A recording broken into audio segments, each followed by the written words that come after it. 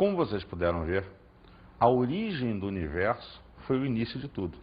E uma das grandes teorias desse processo é o chamado Big Bang, aonde houve uma contração e uma grande explosão. A partir daí, se originaram todos os átomos desse universo. Átomos esses que vão originar mais à frente os elementos químicos. Daí surgiram estrelas, planetas e a base de toda a vida que hoje se conhece. Então a base do jogo é entender e conhecer a evolução atômica. Só por curiosidade, o átomo mais velho do universo é o elemento hidrogênio e o que está em maior abundância dentro do universo. Embora no nosso planeta não seja de maior quantidade, a nível de universo é o de maior quantidade e um dos mais antigos do processo. E a partir dele outros surgiram e a gente teve hoje a ideia de tantos átomos ou elementos quanto nós descobrimos. Hoje são 113 elementos químicos diferentes já comprovados e descobertos e caminhando para alguns outros. Alguns existentes na natureza, outros fabricados hoje já pelo homem. Com isso, vamos ver a base do processo, os modelos atômicos. Vamos estudar na aula de hoje a evolução dos modelos atômicos. Quando se pensa em evolução, você tem que parar para raciocinar o seguinte: sua volta, paredes, carteiras, mesas, televisão. De que é feito tudo isso? A matéria, como a gente já estudou, de que é constituído? Vários homens, ao longo dos anos, pararam para pensar nisso e criaram modelos atômicos, destacando de cara Rutherford e Bohr. Eles estão dentro das ideias modernas que nos levaram hoje a observar cada vez melhor esse processo. Saiba você que já existem hoje microscópios eletrônicos e aceleradores de partículas que nos fazem conseguir enxergar átomos e parte das suas estruturas. Por isso, vamos tratar com você de todo o processo evolutivo. Porém, eu preciso sempre lembrar uma coisa: a ciência evoluiu em função das descobertas nos vários cantos do mundo. A eletricidade da física deu um pulo nos átomos da química. E assim, a radioatividade evoluiu toda a tecnologia do processo. E assim por diante. Então, para pensar que cada um desses caras que eu vou trabalhar com você, eles têm a sua vital importância, por mais simplória que seja a sua ideia. Mas pense que na época em que eles viveram, eles não tinham, talvez, um conhecimento técnico, um maquinário que pudesse evoluir o conceito inicial dele a um outro nível. Vamos então ver os modelos atômicos. A primeira ideia: Leucipo e Demócrito eram filósofos e não chegaram a estudar o átomo. Bom, observa o seguinte: na época em que viveram, não se faziam cientistas, químicos, biólogos, se faziam filósofos. Eram as pessoas inteligentes da época que se dedicaram a estudar as várias áreas do saber. Diferente de hoje, em que o estudo é uma especialização, você é médico de cardiologia ou de ginecologia, lá não. Lá o cara tinha que ser bom em tudo. Então o cara sabia astronomia, geologia, geografia, química, física, e então ele era chamado de filósofo. E o que esse cara raciocinou? Estavam ele andando na beira da praia, olhando aquela vastidão da areia. A impressão de perto são os grãos que eles passavam, mas ao longe parecia um grande bloco concreto. E qual é o raciocínio? Toda essa matéria, de que é constituída? Ela é constituída de grãos de areia. E esses grãos?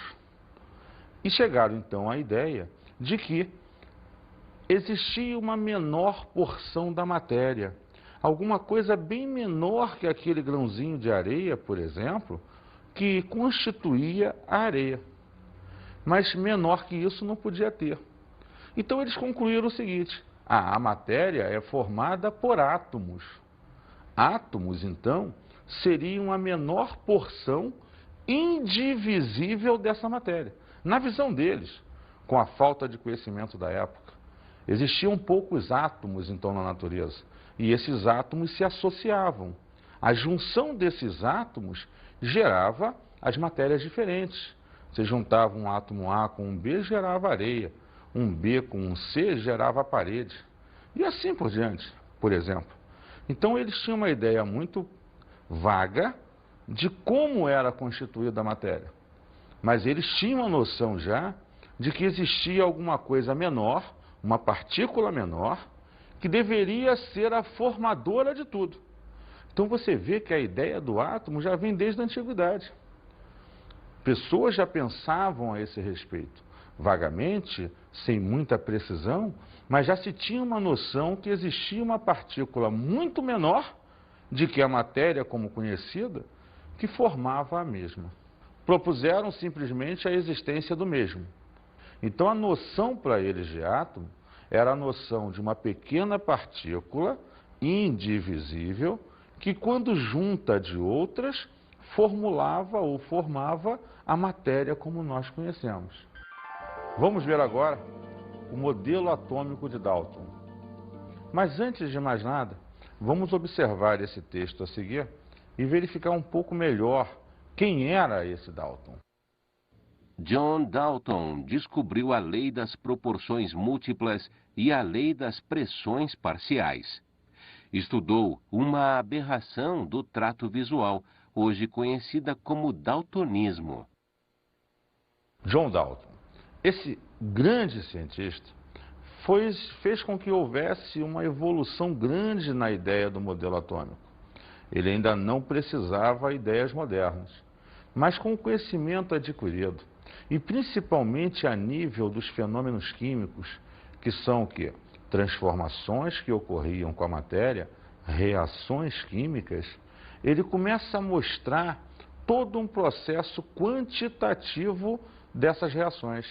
Ele cria algumas leis que fundamentam até hoje o conhecimento químico das reações, que você mais à frente vai estudar na estequiometria.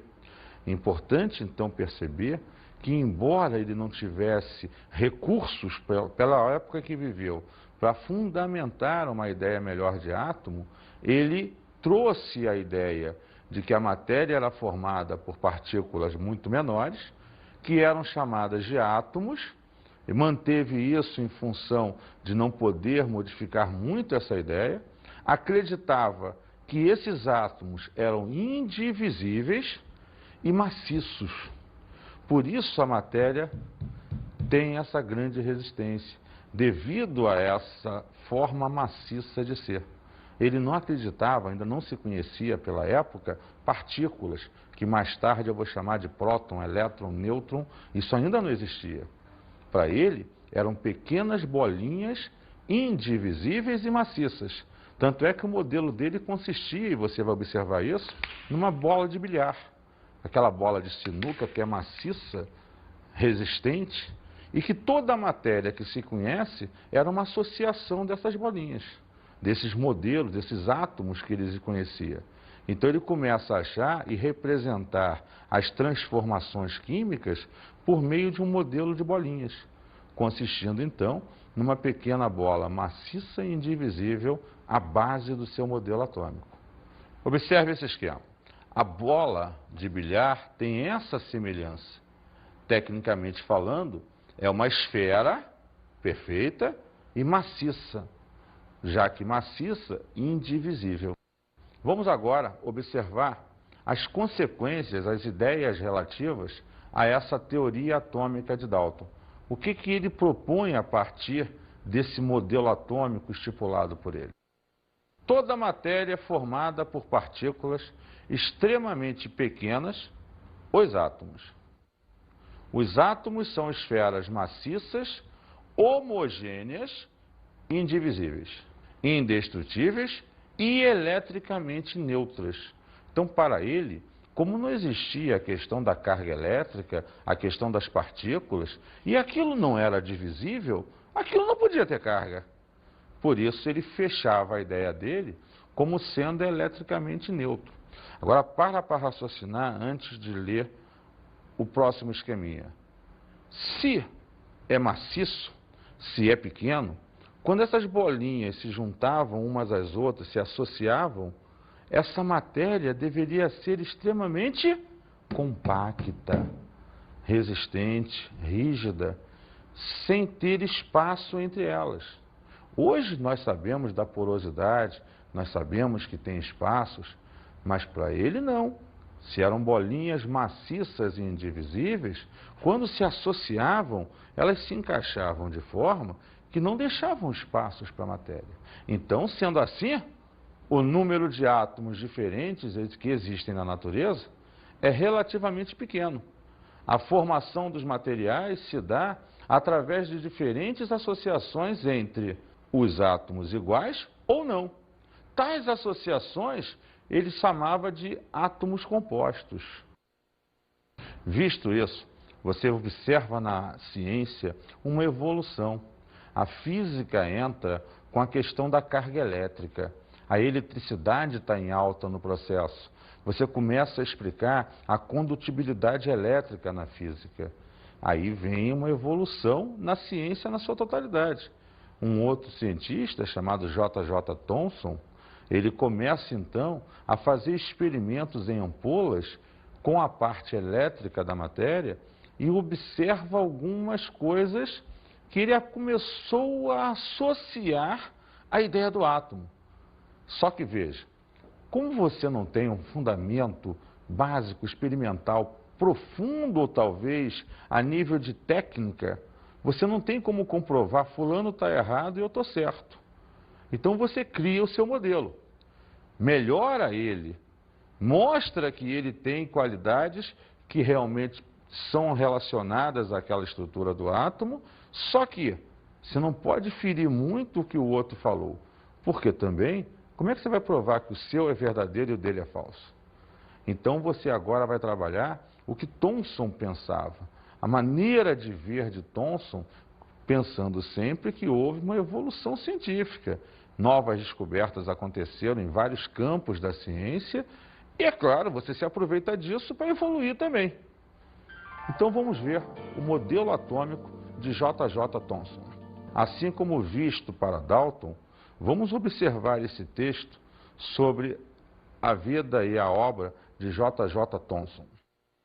Em 1897, J.J. Thomson fez uma série de experimentos que convenceram os físicos de que os raios catódicos eram partículas carregadas negativamente. Assumindo que os raios catódicos eram partículas carregadas negativamente, Thomson pôde prever o que aconteceria aos raios catódicos quando eles passassem através de tais campos.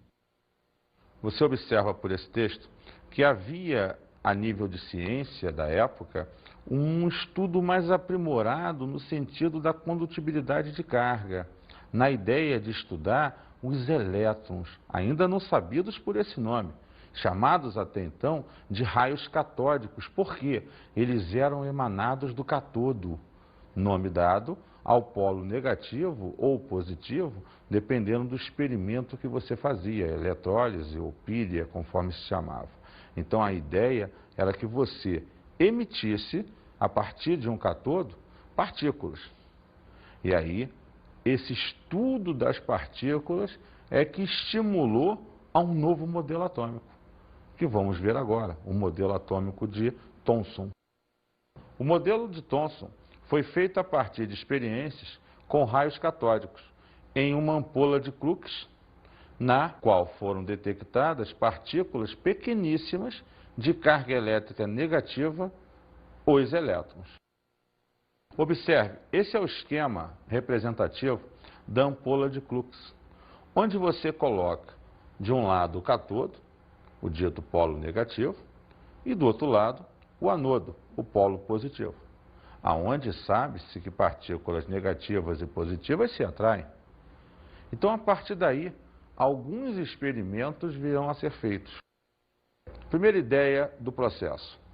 Os raios catódicos, quando incidem sobre um anteparo, produzem uma sombra na parede oposta do tubo, permitindo concluir que se propagam em linha reta. Observa que foi colocado na ampola de Crookes um anteparo na forma de uma cruz e incidiram os raios catódicos. Quando os raios se incidiram sobre o anteparo, eles geraram uma sombra na parede do lado oposto, como você vê no finalzinho. A primeira conclusão, então, é que esses raios catódicos, que nós passaremos a chamar de elétrons, se propagam em linha reta. Vamos ver um outro ponto importante. Os raios catódicos movimentam um molinete ou catavento de mica, permitindo concluir que são dotados de massa. Observa que a ampola de Crookes novamente acionada, raios catódicos incidem. Esse catavento começa a se movimentar. Sendo assim, eles concluem que se esse raio catódico faz o catavento girar, é porque ele apresenta massa para movimentar o catavento. Então, até agora, você percebeu o quê? Primeiro, eles se deslocam em linha reta, ocasionaram sombra. Eles movimentam o catavento, então possuem massa. Então, se descobriu até agora que há uma propagação em linha reta e que há massa nesse tipo de partícula. Vamos ver um outro ponto. Os raios catódicos são desviados por um campo de carga elétrica positiva, permitindo concluir que são dotados de carga elétrica negativa. Lembra o que a gente aprendeu da física? Carga positiva atrai carga negativa. Cargas iguais se repelem. Então, positivo com positivo se repele. Negativo com negativo se repele. Então, se você tem um campo positivo e aquela estrutura se aproxima do positivo, é porque ela tem que ser negativa. Por outro lado, se você tem um campo negativo e ela se repele, é porque ela tem carga negativa. Foi essa a ideia do experimento, que a gente vai ver agora. Observa você que o raio catódico, quando incide, se afasta do campo negativo. Se se afasta do campo negativo, é porque deve ter a mesma carga que ele. E se aproxima do campo positivo. Então deve ter uma carga oposta ao do campo positivo. Concluindo que esse raio catódico deve ser negativo. Estamos então diante de uma nova descoberta, que Thomson passa a chamar de elétron. Por isso ele hoje é chamado de pai do elétron. Ele descobriu o elétron do processo, aonde seria uma partícula dotada, vamos lá, de carga negativa, que possui massa, segundo ele coloca, e necessariamente se propaga em linha reta.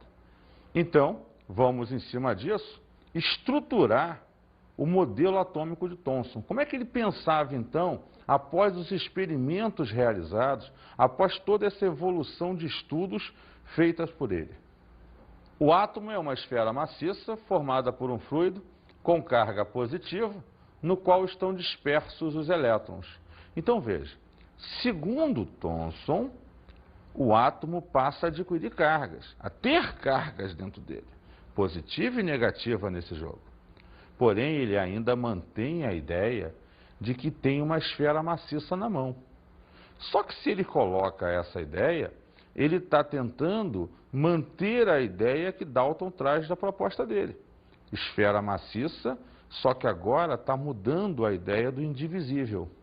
Porque se eu tenho uma região negativa, uma região positiva, a indivisibilidade já não tem mais. Já existe uma questão de divisibilidade do processo. Veja, enquanto modelo, a ideia de uma esfera, onde você tem uma parte positiva interna, circundada de cargas negativas. É o famoso modelo do pudim de passas, como também foi chamado por ele. O pudim em si era a parte positiva, e as passas eram as cargas negativas incrustadas nesse modelo. O modelo de Thomson é popularmente conhecido como o modelo do pudim de passas, em muitos livros e autores hoje em dia. Vamos então falar agora do modelo atômico de Ernest Rutherford. Para isso, Vamos ver um pouquinho da vida dele. Físico inglês nascido na Nova Zelândia, Ernest Rutherford foi contemplado com o Prêmio Nobel da Química em 1908 pelas suas investigações sobre a desintegração dos elementos e a química das substâncias radioativas. Pode dizer-se que Rutherford foi o fundador da física nuclear. Rutherford é quem realmente faz o salto qualitativo e quantitativo dos modelos atômicos. Eu diria para você que antes dele, até Thomson, você teve uma pequena evolução, a ideia do elétron surgindo firme e forte, mas Rutherford é um grande estudioso da questão radioativa. A radioatividade entra em baila no planeta, descobre-se os elementos radioativos e a partir daí a emissão de radioatividade vai concluir e mostrar que o modelo atômico não era maciço, não era indivisível comprovadamente e que existiam mais partículas dentro da estrutura dele. Rutherford é o que vai proporcionar a idade moderna do átomo, as ideias modernas do processo. Rutherford bombardeou uma fina lâmina de ouro com partículas alfas, emitidas pelo polônio, o PO, contido num bloco de chumbo, Pb, provido de uma abertura estreita para dar passagem às partículas alfa por ele emitidas. Envolvendo a lâmina de ouro, foi colocada uma tela protetora revestida de sulfeto de zinco. Vamos fazer algumas considerações importantes para se entender bem esse modelo mais atual e que dá um pulo realmente qualitativo no modelo atômico. Primeiro, o sulfeto de zinco é uma substância que, quando impressionada pela luz, ele marca como um filme fotográfico. Então você reveste todo o ambiente de sulfeto de zinco. Aonde incidir luz, vai marcar um pontinho. 2. Você observa o uso de um elemento radioativo, o polônio. Ele emite partículas do tipo alfa. Lembra, partícula alfa é uma partícula positiva. Então você está emitindo uma forma de energia com carga positiva. Isso vai ser imprescindível no processo. E, finalmente, a ideia de só um orifício faz com que toda essa energia seja emitida a partir desse orifício. Então você vai tentar atravessar com ela a tal lâmina de ouro. Qual a ideia básica? Se Dalton está correto, a matéria é contínua, nada atravessa a matéria. Então, ela é contínua e os átomos indivisíveis. Mas se a matéria pudesse ser atravessada, é porque existem espaços vazios. É porque existem regiões consideradas como grandes vazios no processo. Então, o esquema dele, o experimento que ele cria nesse esquema, mostra para a gente a evolução do que ele vai propor. Vamos ver o esquema então. Veja, uma caixa de chumbo com o elemento polônio resguardado lá dentro. Um único orifício por onde vão emanar as partículas alfa, a radiação em si. Uma lâmina de ouro, que é o que se pretende atravessar ou não.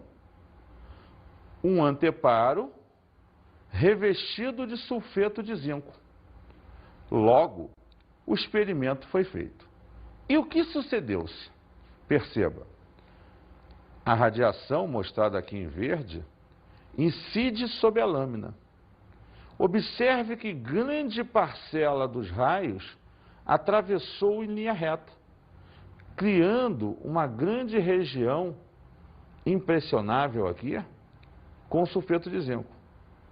Algumas partículas sofreram desvios, impressionando o sulfeto de zinco em pontos distintos.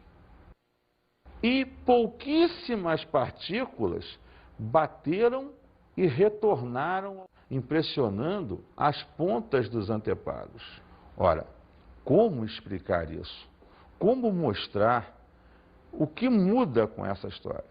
Primeiro, ele acabou com a história da matéria contínua. Porque se você consegue atravessar, existem espaços para atravessar. Então aí se propõe um novo modelo. A coisa muda de figura. Observando as cintilações na tela de sulfeto de zinco, Rutherford verificou que muitas partículas alfa atravessavam a lâmina de ouro, sem sofrerem desvio, e poucas partículas alfa sofriam desvio. Como as partículas alfa têm carga elétrica positiva, o desvio seria provocado por um choque com outra carga positiva, isto é, com o núcleo do átomo constituído por prótons. Assim, o átomo seria um imenso vazio, no qual o núcleo ocuparia uma pequena parte, enquanto os elétrons circundariam numa região negativa chamada de eletrosfera, modificando assim o modelo atômico proposto por Thomson. Vejam só, como você pode observar, se algumas partículas, ao incidir, batem e voltam, são repelidas por essa área. Então, se essa partícula é positiva e repele essa outra partícula, necessariamente é porque ela também deve ser positiva. Mas observe, ele falou ali, a maior parte das partículas atravessaram.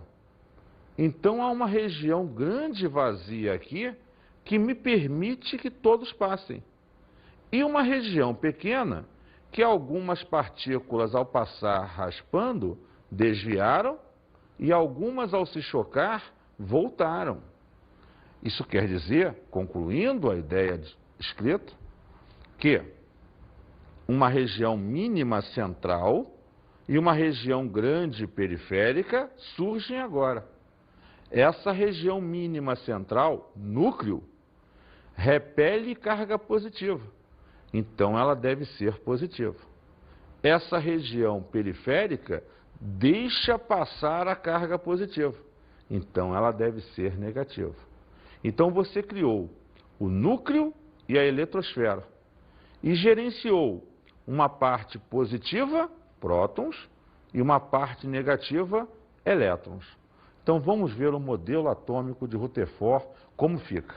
O átomo apresenta um núcleo onde se localizam as cargas positivas, prótons, e uma eletrosfera onde se localizam as cargas negativas, elétrons. Observe você que o Rutherford traz de Thomson a ideia que já existia o elétron. Ele cria a ideia do próton, mostrando o núcleo positivo. Então você agora tem o próton descoberto, o elétron descoberto e o nêutron. O nêutron só vai ser descoberto anos depois por um outro cientista que trabalhava com Rutherford, chamado Chadwick. Esse cara descobre que dentro do núcleo, para que os prótons positivos pudessem conviver, já que cargas positivas se repelem, deveria existir algum outro tipo de partícula que amenizava essa repulsão. Essa partícula devia ser neutra. Daí ele descobre o nêutron. Então Chadwick passa a ser o que nós chamamos de pai do nêutron. Ele é que conclui o átomo de Rutherford, mais à frente, gerando a ideia do nêutron. Mas isso é importante para você conceber o que hoje se ensina tradicionalmente. O átomo é formado de próton, elétron e nêutron. O Rutherford só gera a ideia do próton associando com o elétron. O Chadwick, mais à frente, é que vai descobrir e colocar o nêutron no processo. Vamos lá ver o esquema. Próton, carga positiva, massa relativa a 1, uma unidade. Nêutron, carga zero. Como eu falei, ele é neutro. Massa relativa a 1. Elétron, carga negativa. E a massa? Extremamente pequena. Quando ele diz aqui 1 sobre 1836, ele está te dizendo que essa massa é 1836 vezes menor que a massa de um próton ou nêutron. Então, a massa do elétron é extremamente pequena. Por quê? Para raciocinar. O elétron não é o cara que fica girando ao redor do núcleo? Então ele tem que despender de movimento, de grandes movimentos. Ter uma massa pequena facilita nessa movimentação constante que ele tem.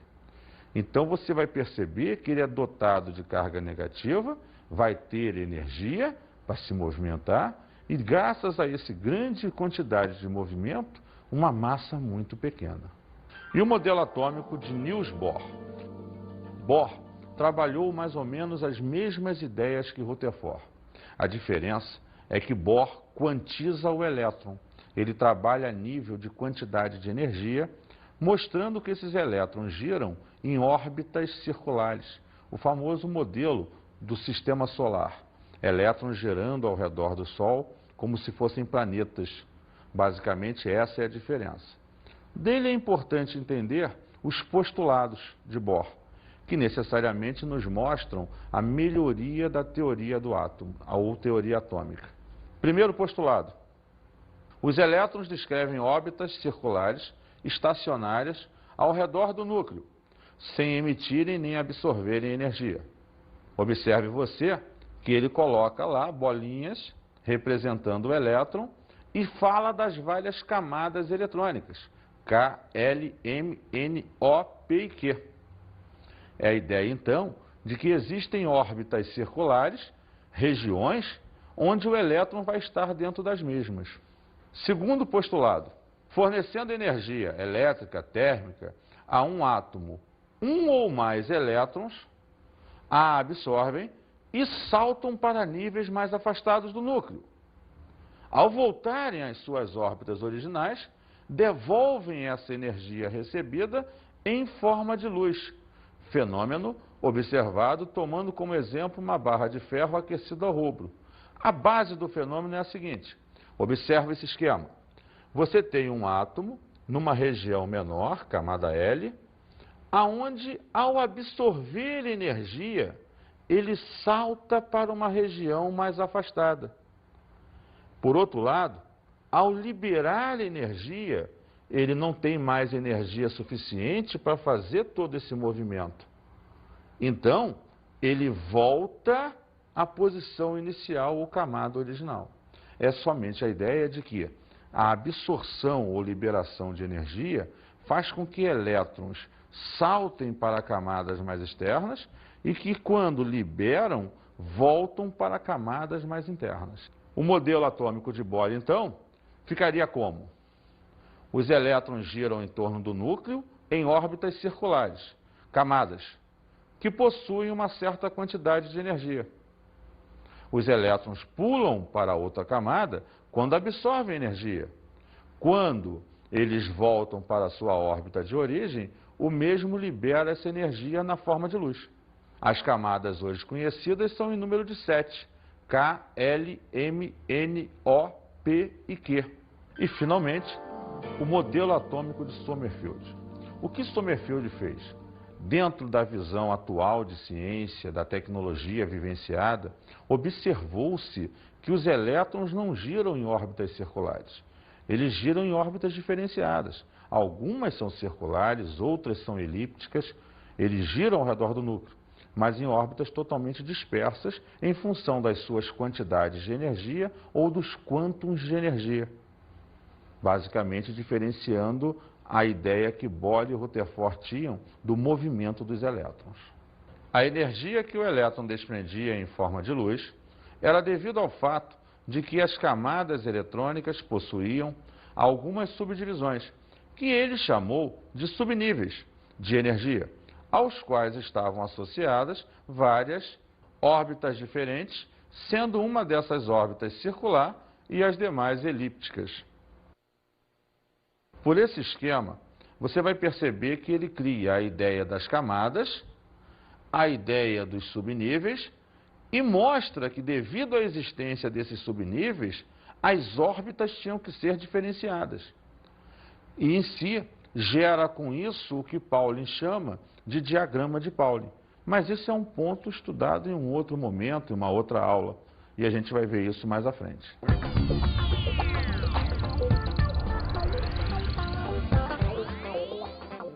É importante buscar sites que mostrem rapidamente a vida dos cientistas e a obra que eles executaram.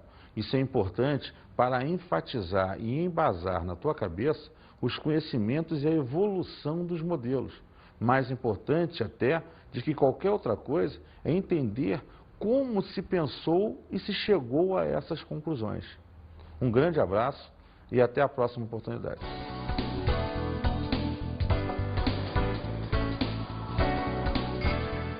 Na aula de hoje, estudamos a evolução dos modelos atômicos. Dentro dessa ideia, vimos que até os primórdios, os filósofos, já pensavam na constituição da matéria.